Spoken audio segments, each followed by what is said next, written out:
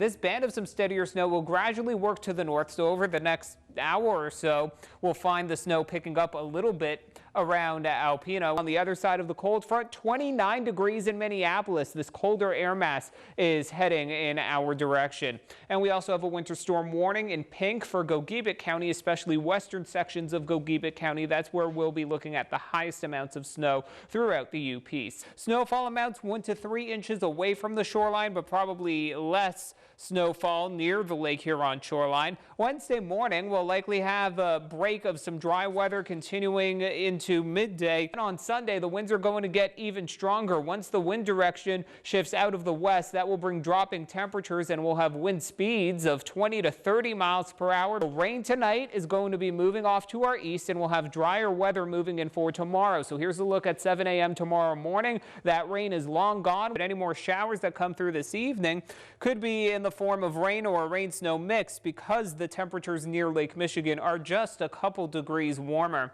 We have to deal with cold temperatures, even a few flurries tonight and into the day tomorrow. We're seeing a couple bands of some lake effect flurries, some of that coming off of Lake Huron up to the north, some of that coming off of Lake Michigan, extending to areas west of Alpena. So first going up into Presque County, extending from Sheboygan and down towards Rogers City, even in towards Presque, we are seeing some areas of flurries. Most of this is pretty light along US 23, extending about as far south as the Onaway area. And again, we're seeing these flurries along US 23, including Rogers City and areas out towards Presque Township. Off to the west of Alpena, pretty light stuff west and southwest of Atlanta, including areas near Lewiston. This extends back to Gaylord and all the way to Lake Michigan as well. Locally in Alpena, we're not seeing much at the moment, but there are some flurries to the north and to the west of our area. Temperatures are at 32 degrees in Alpena. It's 31 degrees in Oscoda, and the temperature has dropped off to 28 degrees in Maya. We are seeing mostly cloudy skies in Alpena, 32 degrees, winds from the west-southwest at 5 miles per hour, and relative humidity at 78%. This afternoon, we had a temperature of 35 degrees. What's going in the record books is 37 degrees for the high, but that happened at 12:53 a.m., so most of us were not awake when the temperatures were in the upper 30s, and our low temperature sits at 32 degrees, a little bit above the normal 28.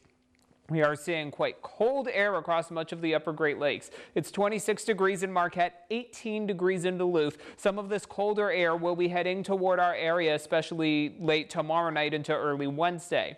Then after that, winds are going to shift out of the southwest. That will help bring us some warmer temperatures. We are seeing temperatures currently in the 40s in Chicago and 50s in St. Louis. So over the next few days, it is going to feel quite cold tomorrow, with highs only in the lower 30s. Highs will get close to 40 degrees on Wednesday. That is closer to normal for this time of year, which sits at 42 degrees. Then with southwest winds, we'll have high temperatures reaching around the middle 50s on Thursday. The warmth remains into Friday with highs in the lower 50s, but then it'll start getting cooler again heading into the weekend. We are seeing a few areas of flurries north and west of Alpena, a little bit more in the way of snow and rain showers downstate, but that's all sliding towards the southeast. We will have a chance of some lake effect flurries tomorrow. Lots of cloud cover, but also dry conditions over Minnesota and North Dakota. We'll see that on Wednesday. So Futurecast here for tonight is putting in that chance of a few spotty flurries. We'll also have a chance of some spotty flurries during the day tomorrow, but the bigger story, feeling quite cold. We'll have brisk winds coming out of the northwest.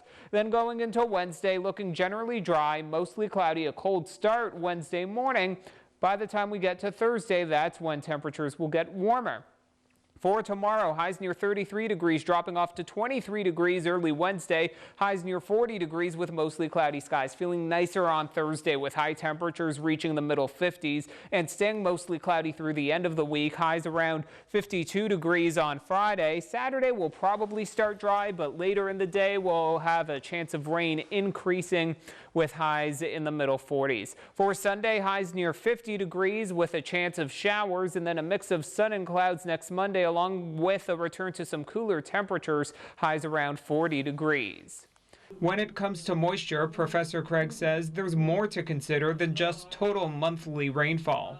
When we look at some of the rainfall, totals or averages and things can sometimes be misleading because, you can have a few big rains and dry periods in between. Professor Craig added that a couple weeks without substantial rainfall can speed up the changes from green leaves to vibrant colors. Meteorologist Pat Bach from the National Weather Service explains what led to the persistent heat this past season. We found a good portion of the country was under a big ridge of high pressure for a lot of the summer. We were kind of on the edge of that, so it just kept us in a warmer pattern than we normally would see. This year, the jet stream was displaced north of Lake Superior, resulting in a more persistent hot pattern in much of Michigan over the summer.